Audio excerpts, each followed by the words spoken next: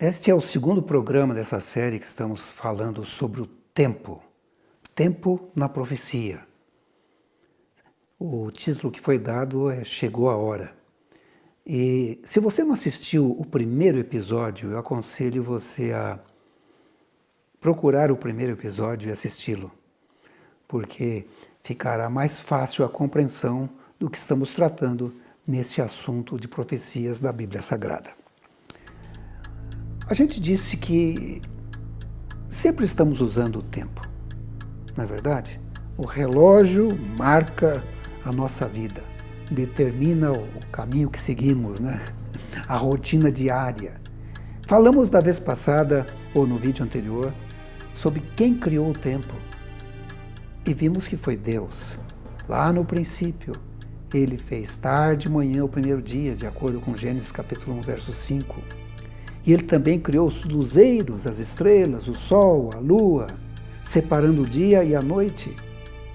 E eram sinais para estações, para dias, anos e os meses, não é verdade?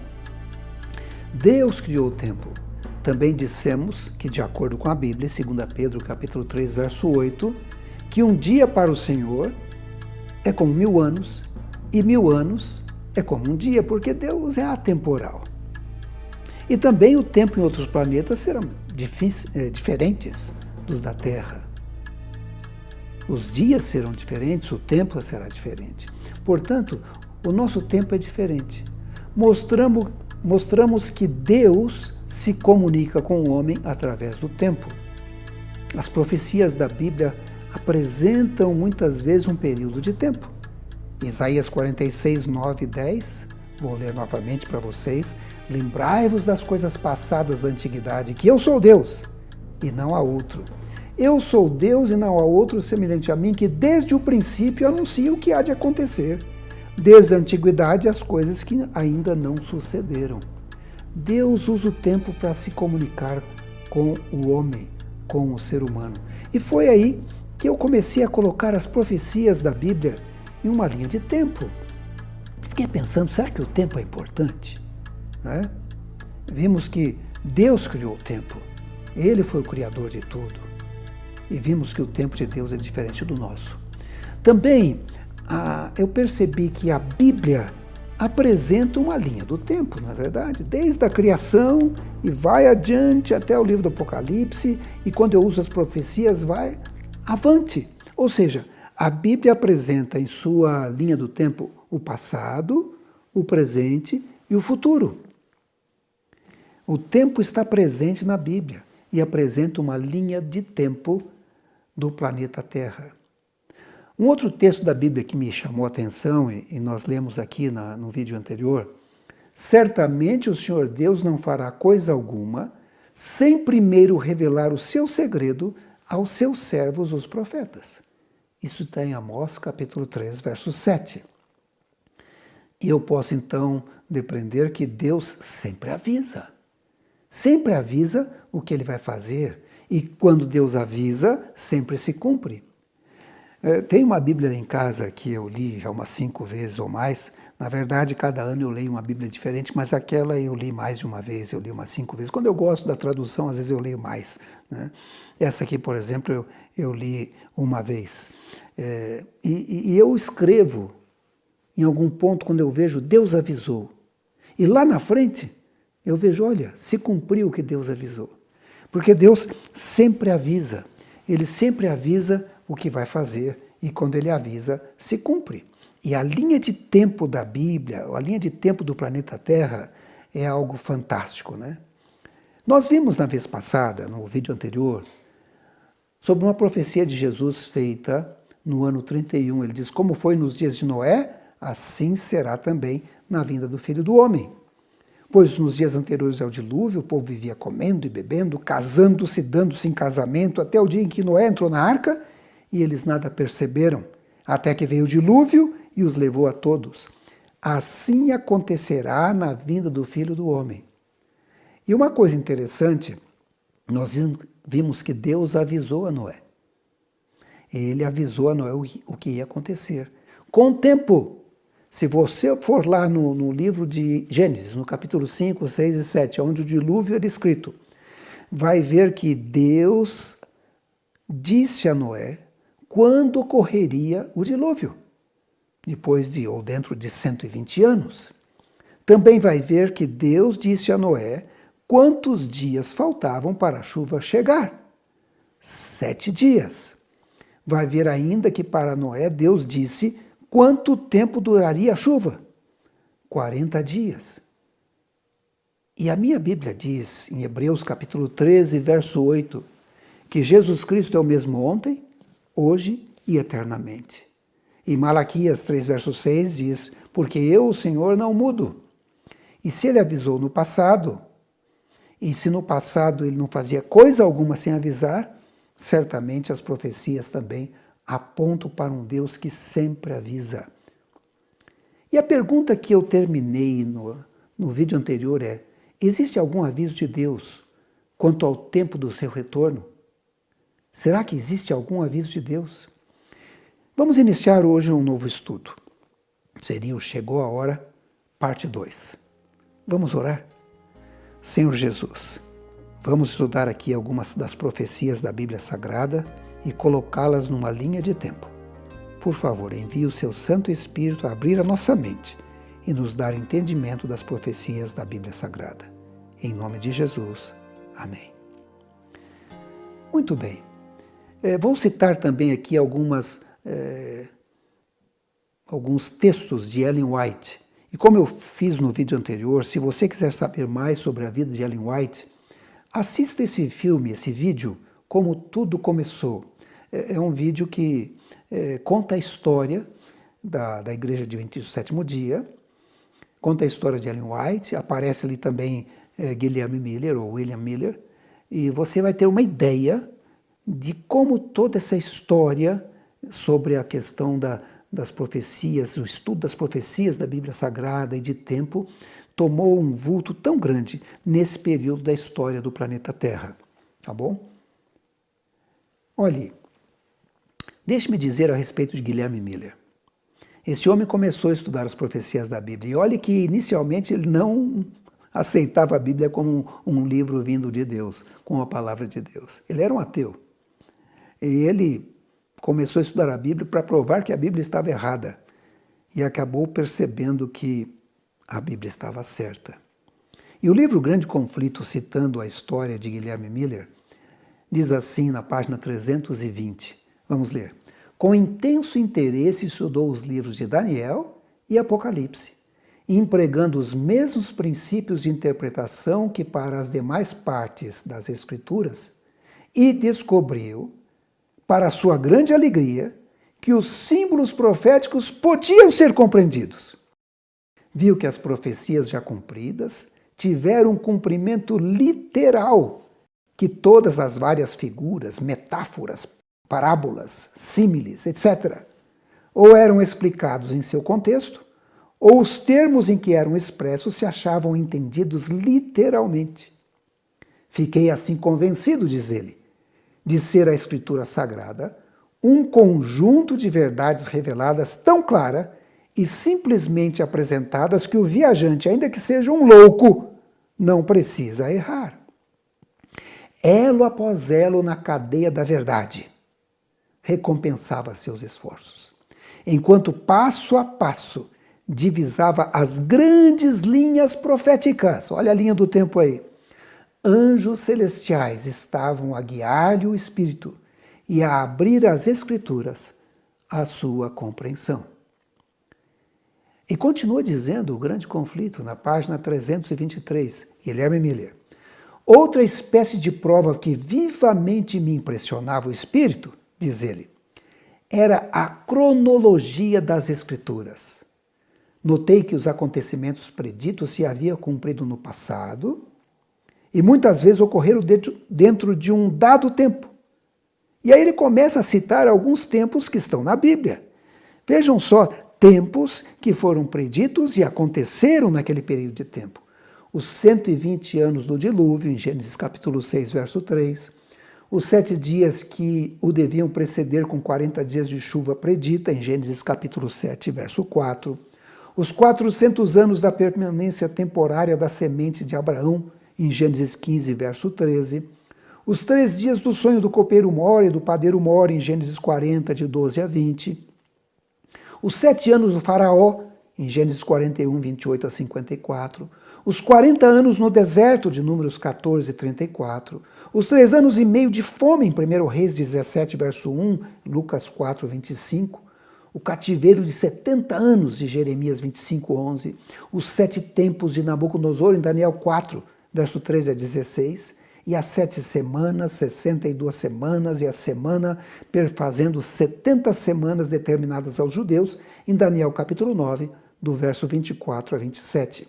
São tempos que limitaram acontecimentos que antes eram apenas assuntos de profecia, cumprindo-se de acordo com as predições. Cumprindo-se de acordo com as predições. Impressionante, né? Então eu coloquei essa linha de tempo do planeta Terra, do início ao fim, e falei, vou começar a estudar as profecias e colocar numa linha de tempo, para mim procurar entender melhor as profecias. Comecei lá no início, vocês viram que no vídeo passado, eu analisei a linha do tempo desde a criação até Noé. Se você não assistiu, volta lá e assiste o primeiro vídeo sobre esse assunto, né? Começando com a criação.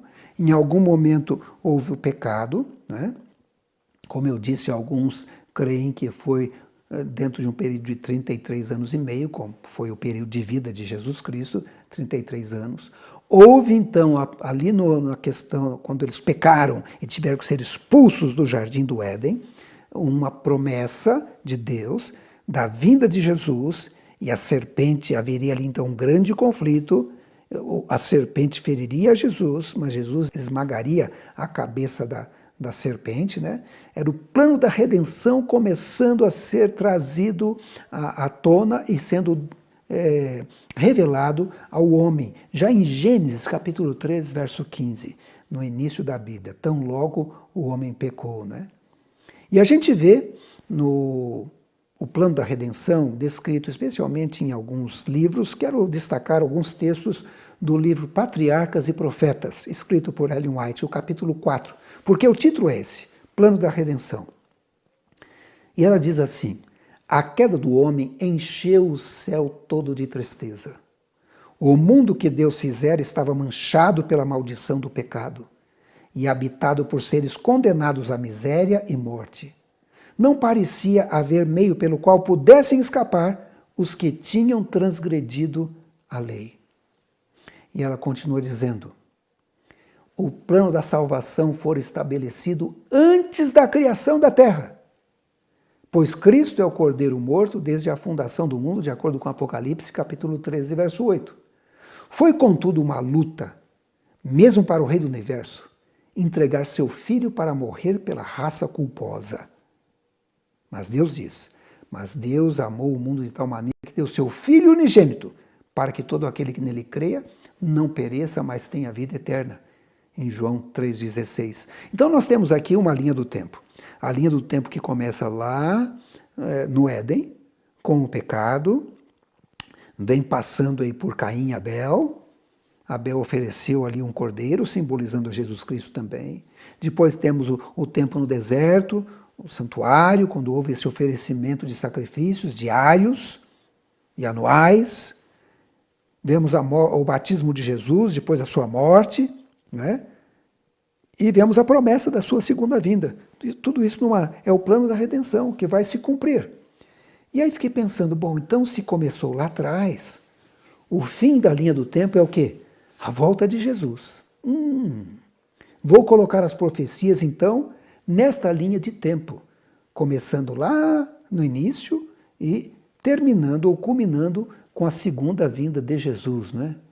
Aí vem a pergunta: quando ocorrerá a volta de Jesus? Vocês percebem que, na vez passada, no vídeo anterior, eu mostrei para vocês que os discípulos também tiveram essa mesma curiosidade, eram discípulos curiosos. Eles perguntaram: Senhor, quando ocorrerão essas coisas e que sinal haverá da tua vinda? Lá em Mateus 24. Também, se você vê em Daniel capítulo 12, depois que Jesus revela que naquele tempo Jesus vai se manifestar? Um anjo também pergunta, lá em Daniel 12, Senhor, quando ocorrerão essas maravilhas? Nota impressionante como a curiosidade, né? Eu fico pensando, será que o quando é importante? Será que o tempo é importante? Deixe-me ler aqui um texto de Ellen White no Grande Conflito, na página 370. Ela diz assim, daquele dia e hora ninguém sabe, nem os anjos do céu, nem o Filho, mas unicamente o Pai. Isso está em Mateus capítulo 24, 36.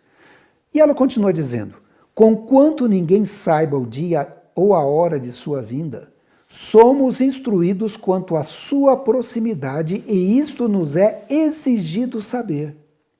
Demais, é-nos ensinado que desatender à advertência ou recusar saber a proximidade do advento do Salvador, ser-nos-á tão fatal como foi aos que viveram nos dias de Noé o não saber quando viria o dilúvio. Olha que coisa interessante que ela coloca aqui. Ela diz que nos é exigido saber a proximidade da volta de Jesus. E ela diz mais, recusar saber, olhe bem, recusar saber a proximidade do advento do Salvador pode ser o quê? Fatal. Fatal. E aí vem a pergunta, né? De novo, quando ocorrerá a segunda vinda de Jesus? Veja, vamos analisar um pouco a primeira vinda. A primeira vinda, vou ler aqui no livro Desejado de Todas as Nações, na página 28.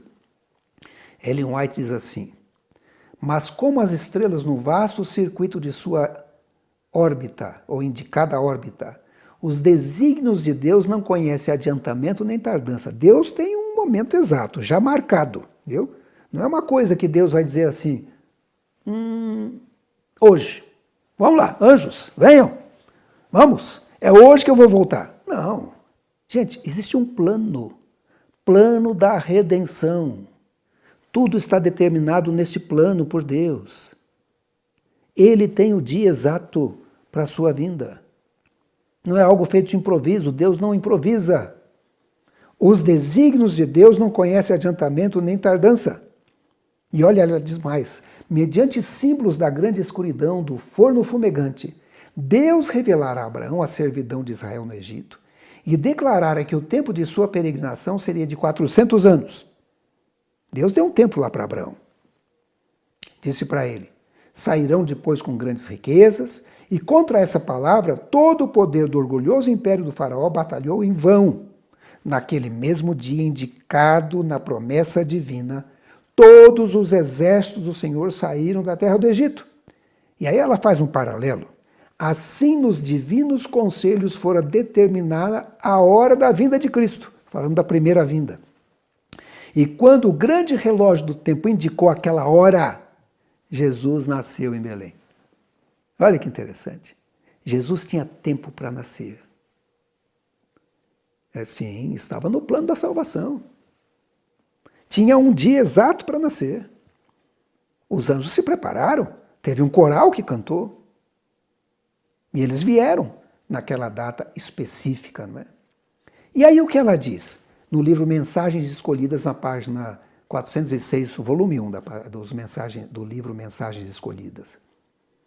Devemos compreender o tempo em que vivemos. Não o compreendemos nem pela metade. Vejam que o primeiro vídeo eu coloquei que meu primeiro estudo se chamava Em que tempo estamos vivendo? Porque eu pensei nisso aqui, sabe? Devemos compreender o tempo em que estamos vivendo. Não aprendemos pela metade. Meu coração treme dentro de mim quando penso qual o inimigo que temos a defrontar e quão pobremente nos achamos preparados para defrontá-lo. As provas dos filhos de Israel e sua atitude justamente antes da vinda de Cristo foram apresentadas repetidamente para ilustrar a posição do povo de Deus em sua experiência antes da segunda vinda de Cristo.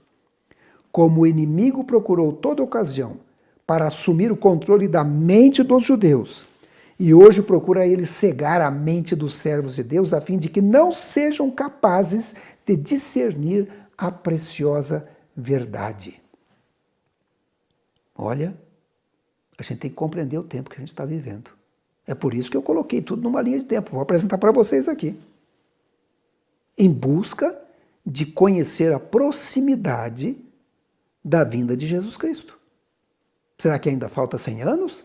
Será que ainda falta 50 anos? Ou será que falta apenas 10 anos? É algo a se pensar, não é verdade? Ela diz que a gente tem que compreender o tempo que está vivendo, devemos ver a proximidade, pode ser fatal se não souber, não é? No livro Grande Conflito, página 312, olha o que ela diz.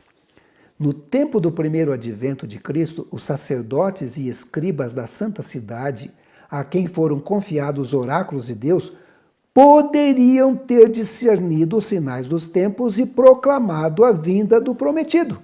Olha só! Na primeira vinda, eles poderiam ter discernido os sinais dos tempos. Percebem isso? E ela continua dizendo, a profecia de Miqueias designou o lugar do seu nascimento. Sim, eles sabiam o lugar. Lembram lá de Herodes? Consultando, e eles dizendo, é Belém. Mas não tiveram a curiosidade de ir lá, para ver com os próprios olhos o menino Jesus. O que mais que diz aqui? Aliás, o lugar de nascimento estava predito em Miqueias, capítulo 5, verso 2. Daniel especificou o tempo em que viria, está em Daniel 9, 25. O tempo da primeira vinda foi especificado. Deus confiou essas profecias aos dirigentes judeus. Estariam sem desculpa se não soubessem nem declarassem ao povo que a vinda do Messias estava às portas. Sua ignorância era o resultado da pecaminosa negligência. Ai, ai, ai. Será que estamos negligentes hoje em dia também? E ela continua. Grande conflito, página 312. Com profundo e reverente interesse, deveriam encontrar-se a estudar o lugar, o tempo e as circunstâncias do grande acontecimento da história universal. A vinda do Filho de Deus para cumprir a redenção do homem. Todo o povo deveria ter estado a vigiar e esperar para que pudesse achar-se entre os primeiros a dar as boas-vindas ao Redentor do mundo. E aí ela traz a lição para nós. Sim, para nós hoje. Preste atenção. Oh, que lição encerra a maravilhosa história de Belém. Está em Grande Conflito, página 314. Quanto ela reprova a nossa incredulidade, nosso orgulho e amor próprio. Quanto nos adverte a nos precavermos para que não aconteça que, pela nossa criminosa indiferença, deixemos também de discernir os sinais dos tempos e, portanto, não conheçamos o dia da nossa visitação. Olha, por favor, não vai cometer esse crime, indiferença, e deixar de conhecer o dia da sua e da minha visitação, a segunda vinda de Jesus. E aí vem a pergunta de novo, né? A pergunta que não quer calar. Quando vai ocorrer a volta de Jesus? O discípulo estava curioso, o anjo em Daniel 12 estava curioso, e eu estou curioso, e de repente você também está curioso, né? Talvez, se você assistiu até aqui, está pensando, o que esse pastor vai passar para a gente aqui? Que nova doutrina é essa? Não, eu apenas estou estudando as profecias, não é? Pôs aqui numa linha do tempo e vamos analisar, não é? Porque Deus sempre avisa, não é? Não é isso que diz Amós capítulo 3, verso 7? Se ele sempre avisa, deve haver algum aviso de Deus. Será que existe um aviso de Deus sobre o momento da segunda vinda? É isso que nós vamos ver e vamos analisar nesses vídeos.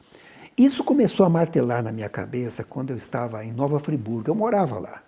Nova Friburgo é um lugar bonito, assim, no meio das montanhas. Até estou colocando aí um pouco das imagens de Nova Friburgo. Lugar frio, né? No inverno a temperatura chega a 0, às vezes abaixo de 0. Bastante frio. E eu estava passando um momento difícil, de muito estresse. E eu acordava de madrugada, sabe? Não conseguia dormir, dor de cabeça. O estresse provoca isso, né? E aí eu falei assim, que eu vou ficar perdendo tempo de madrugada acordado. Eu vou estudar a Bíblia e vou começar a estudar as profecias. E foi aí que começou essa ideia de colocar tudo numa linha de tempo. Lá em Nova Friburgo, no meio das montanhas. Cá nas madrugadas frias de Nova Friburgo. E sabe, o Senhor abriu a minha mente para entender algumas dessas profecias. E é por isso que eu quero compartilhar com vocês. Isso foi lá em 2002. Olha, há bastante tempo, né? Depois disso, eu escrevi um livro sobre o assunto que se encontra na internet. O nome do livro é Chegou a Hora. Está livre para... Muita gente pede o livro escrito e impresso. Talvez eu ainda imprima. Mas ele está livre na internet para consulta, né? Vamos ver um pouco disso? Vamos lá. A primeira profecia que comecei a estudar foi de Daniel 2. Conhece a profecia? Aquela profecia de uma grande estátua. Nabucodonosor viu uma grande estátua, num sonho. Ele tinha esquecido o sonho, eu não vou entrar em muitos detalhes, porque eu quero colocar rapidamente essas profecias numa linha do tempo. Mas Nabucodonosor viu essa estátua com diferentes metais. E o sonho terminava com a pedra que feria os pés da estátua e enchia a terra. E ele ficou preocupado com isso. E ele chamou os sábios não conseguiram interpretar, então ele chamou Daniel. E Daniel trouxe a interpretação. Em Daniel 2,45, e aqui eu indiquei, inclusive, que eu pus na Bíblia na linguagem de hoje, porque fica fácil de entender. Daniel disse para ele o seguinte: o grande Deus está revelando ao Senhor o que vai acontecer no futuro. Olha, tanta gente querendo saber o futuro, e Deus revela para Nabucodonosor. Isso aconteceu no ano 605, Daniel é levado para a Babilônia, né? E agora ele tem esse sonho. E ele, então, começa a interpretar o sonho. Cada parte da estátua simbolizava um período da história humana, conectado com um reino mundial da época. O primeiro reino Babilônia, do ano 605 ao ano 539. Era a cabeça de ouro. Depois veio a Medopérsia, né? Os braços ali de prata, do ano 539 ao ano 331. Depois, um outro reino, a Grécia, simbolizado pelo ventre de cobre, do ano 331 a 168 a.C. Depois, Roma, pelas pernas de ferro, né? E vai de 168 a.C. até o ano 476 depois de Cristo, já na nossa era. E depois os países se dividem ali, né? Primeiro em 10, e alguns países são mais fortes, são mais fracos, é por isso que os pés são em parte de barro e ferro. E esse era o sonho. Quando você põe esse sonho numa linha de tempo, você vê aqui a sequência dos impérios mundiais que vieram se cumprindo, mas isso foi falado lá atrás, lá no ano 602, né? Quando Daniel estava ali no reino da Babilônia. Então, já antecipando os reinos, Babilônia, Medopérsia, Grécia, Roma, os países se dividem, não vão se juntar mais, não vai haver outro império mundial, e finalmente a última parte, a pedra, que simboliza o reino eterno de Cristo, a segunda vinda de Jesus. Eu olhei e falei, olha que interessante isso aqui, gente. Vou colocar isso numa linha do tempo. Então, nós temos aqui a criação, no início, a volta de Jesus, e Daniel 2 mostra, a partir do ano 605, com Babilônia, o primeiro reino, Medopérsia, o segundo, a Grécia, o terceiro, Roma, no ano 476 depois de Cristo, os países se dividem, e aí ficaria faltando só a última parte, a volta de Jesus. Essa é uma profecia cumprida, só está faltando a última parte. E a última parte é a segunda vinda de Cristo. Ou seja, desde o ano 476, quando os países se dividiram, o povo de Deus está esperando a segunda vinda de Cristo em algum momento. Olha que interessante. Cristo não podia ter voltado antes desse período, porque a profecia já estava profetizada e distribuída, na verdade. Então, quando eu olho Daniel 2, eu fico pensando, puxa, de 476 até agora, já se passaram mais de 1,5 milênio. A gente está vivendo muito pouco tempo antes da volta de Jesus. Ele está se aproximando, não é verdade? E lá Ellen White diz que nós devemos conhecer a proximidade da volta de Jesus. Vamos ver uma nova profecia. Aliás, eu devo dizer para vocês que profecia é história escrita antecipadamente. Deus revela Deus avisa o que vai acontecer. A próxima profecia que eu fui estudar foi a de Daniel, capítulo 7. Aparecem uns animais estranhos, né? Mas é muito interessante também. Na verdade, é a mesma sequência histórica com alguns detalhes a mais. Também tem ali o leão, simbolizando a Babilônia, que na primeira profecia era simbolizado por uma cabeça de ouro. Tem um urso, que é a Medo-Pérsia, que na primeira profecia era simbolizado pelos peitos e braços de prata. A Grécia, agora simbolizado por um leopardo, com mais detalhes, tinha 4 cabeças, simbolizando a divisão do império em 4, né? Conectado com o ventre de bronze. Roma, um animal terrível, espantoso, mas o ferro está presente também nas unhas, nos dentes, né? Conectado com as pernas de ferro.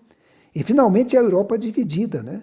São ali os chifres na cabeça desse Império Romano, aí se divide, né? Os pés, a Europa dividida também está presente ali. Mas aparece um período de tempo aqui diferente, que não pode ser deixado de lado. Em Daniel capítulo 7, 25, diz que os santos lhe serão entregues nas mãos por um tempo, 2 tempos e metade de um tempo. Isso significa 3 anos e meio, que em profecia é 1.260 dias ou 1.260 anos. E aqui diz de um poder que tomaria forma, né, cresceria, e esse poder duraria esse período. Esse período foi a Igreja Papal medieval, a Igreja Católica Romana medieval. Naquele período, a Igreja teve um poder tremendo. E esse período estaria determinado apenas um período determinado de tempo, 1.260 anos. Quando o bispo de Roma foi nomeado o líder de todas as igrejas pelo imperador Justiniano, no ano 538, começou a contagem desse tempo. Então, esse tempo deveria terminar no ano 1798. Veja como é que a profecia é exata, né? No ano 538, o bispo de Roma é nomeado papa, e agora o líder das igrejas. Em 1798, ele deveria deixar de ser o papa. E foi o que aconteceu. Napoleão Bonaparte, através do general Berthier, invadiu o local ali onde vivia o pontífice, e ele foi preso e foi deposto. Ele só foi restaurado ao poder plenamente em 1929 com o Tratado de Latrão. Mas isso está profetizado também numa outra profecia em Apocalipse, capítulo 13.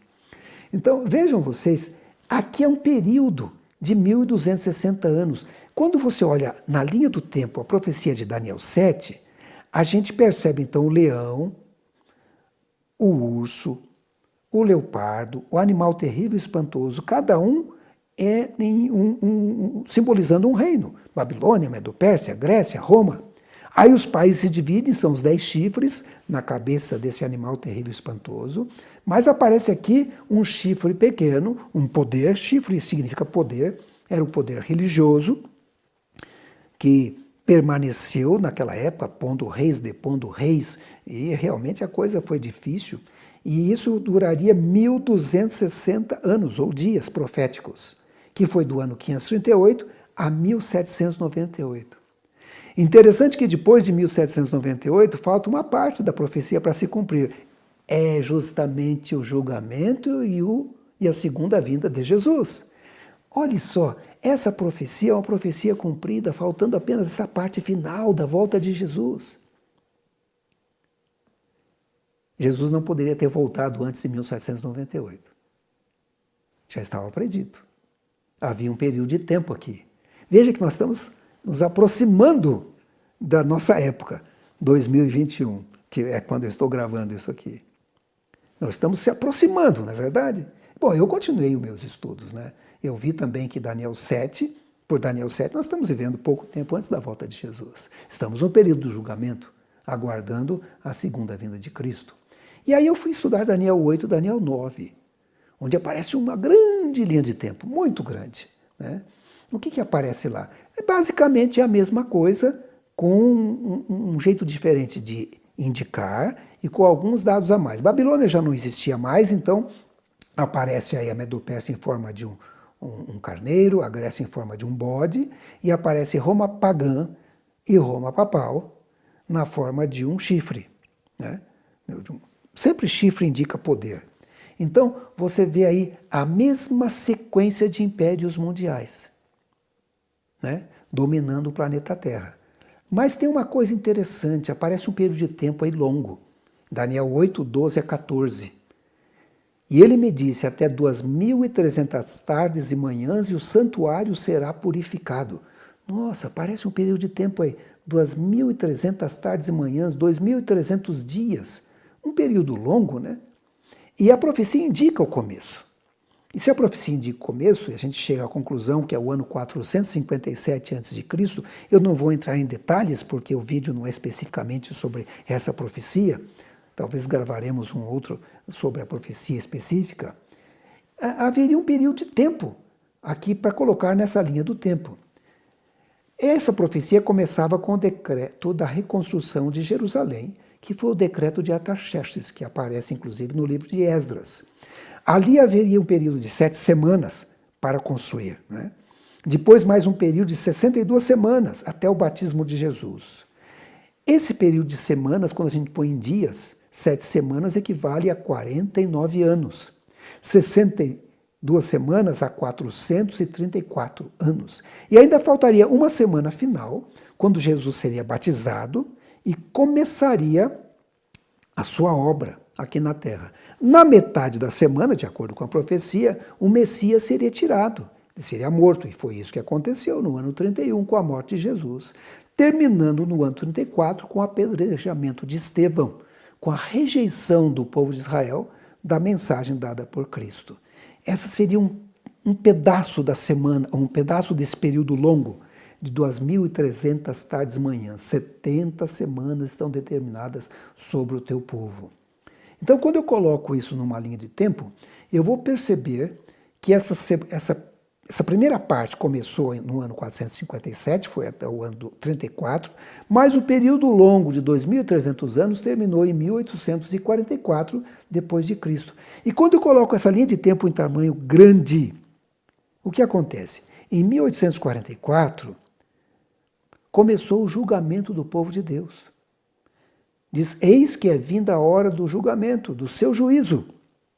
E após o julgamento virá a volta de Jesus. Olha que coisa impressionante.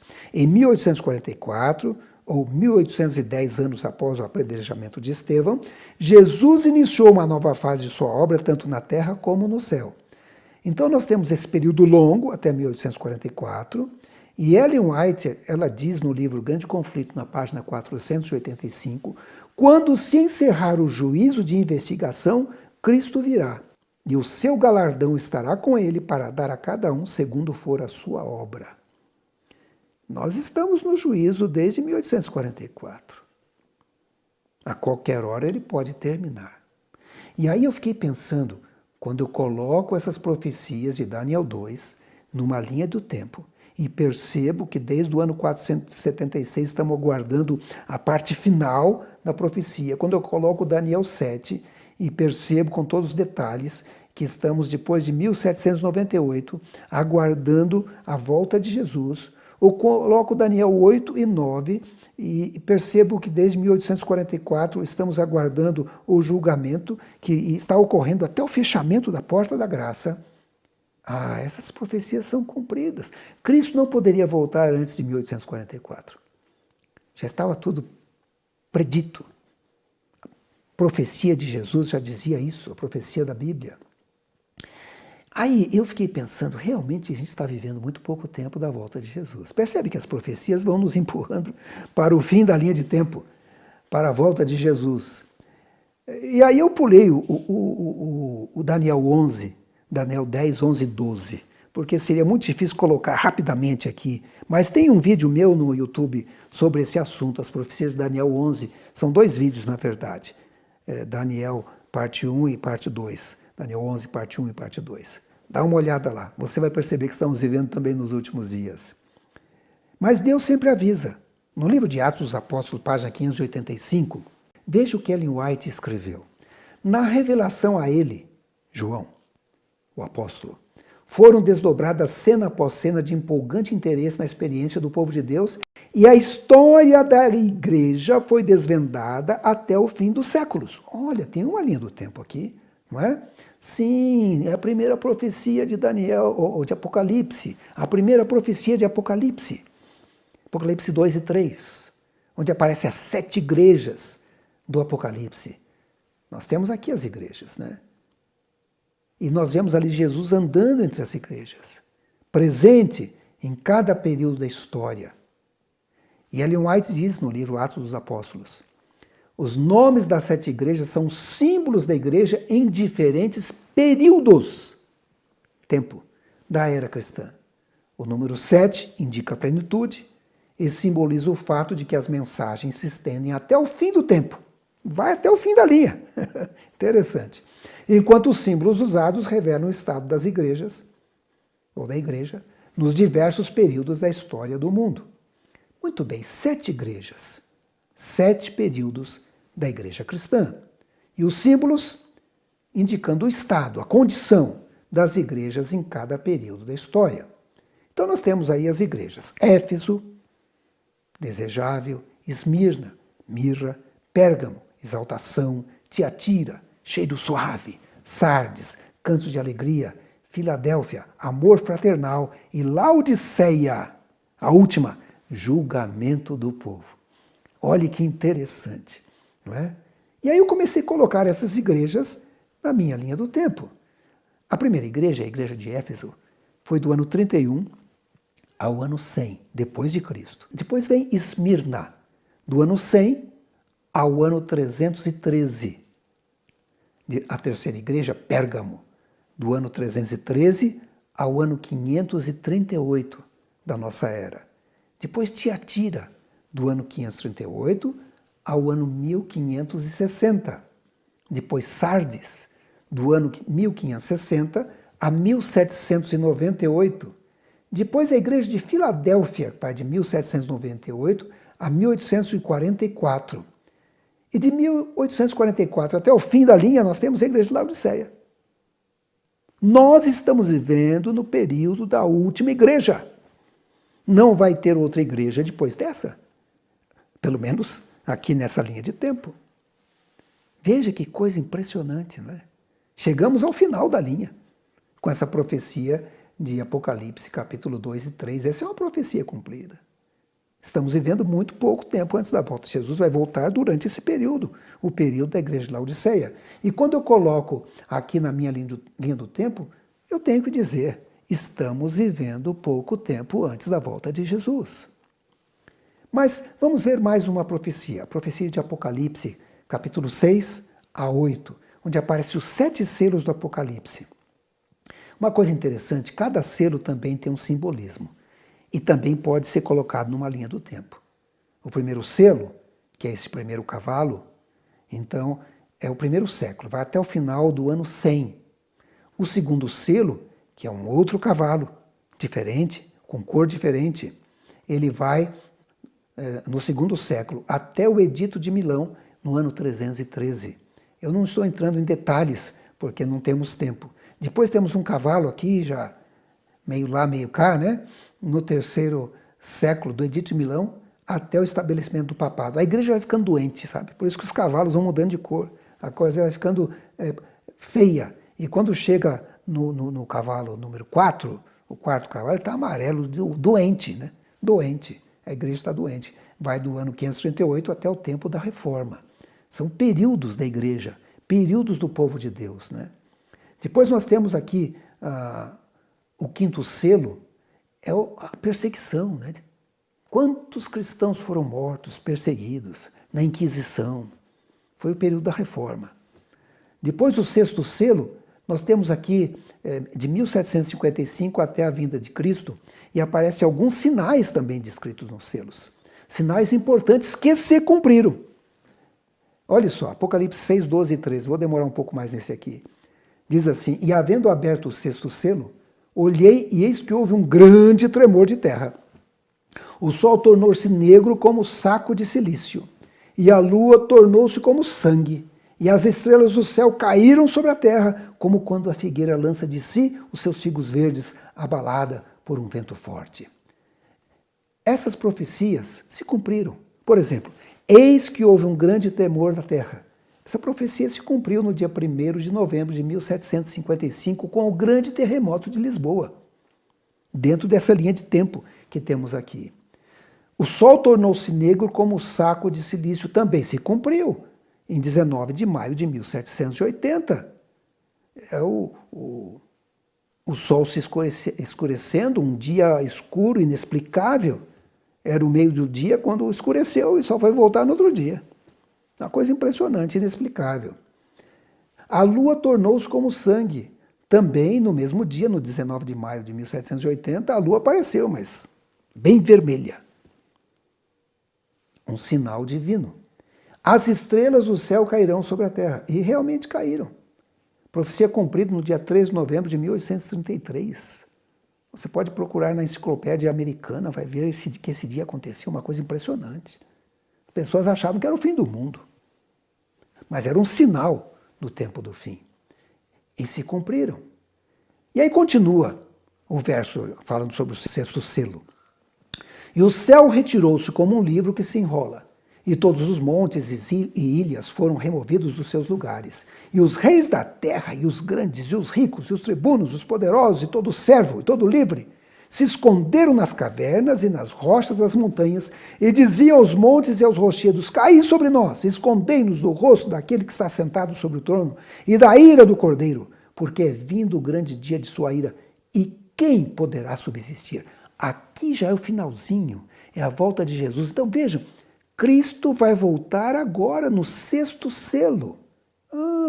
Sim, porque o sétimo selo já é a volta de Jesus. Entenderam?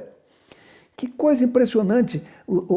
Na verdade, o sétimo selo está em Apocalipse 8, capítulo 1, diz assim: e havendo aberto o sétimo selo, fez-se silêncio no céu por quase meia hora. Outro período de tempo que aparece aqui. Também posso ter explicado esse período de tempo, não vou falar sobre ele hoje. Mas vejam vocês, nós estamos aqui vivendo na nossa linha do tempo. Vou colocar aqui os selos.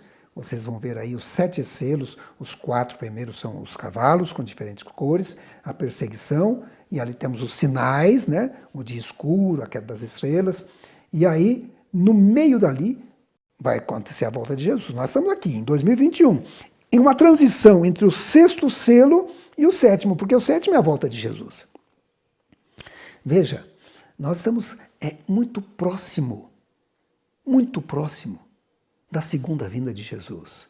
Estamos vivendo aqui no meio, são profecias que já se cumpriram, e se cumpriu até aqui em 2021, certamente vão se cumprir o restante. Na verdade, falta pouca coisa para se cumprir essas profecias, não é? Por isso que eu fui colocando numa linha do tempo essas profecias, para a gente colocar na mente que a gente está vivendo nos últimos dias. E é possível entender? Ellen White diz no livro Testemunhos para a Igreja, volume 4, na página 592, pela investigação meticulosa das profecias, entendemos onde estamos na história do mundo. Sabemos com certeza que a segunda vinda de Cristo está próxima. O resultado dessas investigações deve ser trazido perante o mundo através da imprensa. E agora através do vídeo, né? Vocês estão assistindo aqui. Mas percebam que ela diz que quando você investiga meticulosamente as profecias, você entende aonde a gente está vivendo na história do mundo e pode saber que estamos muito próximo da segunda vinda de Jesus. Não é impressionante, né? Olha, eu quero ler esse texto para vocês. Está em Atos capítulo 17, 30 a 31.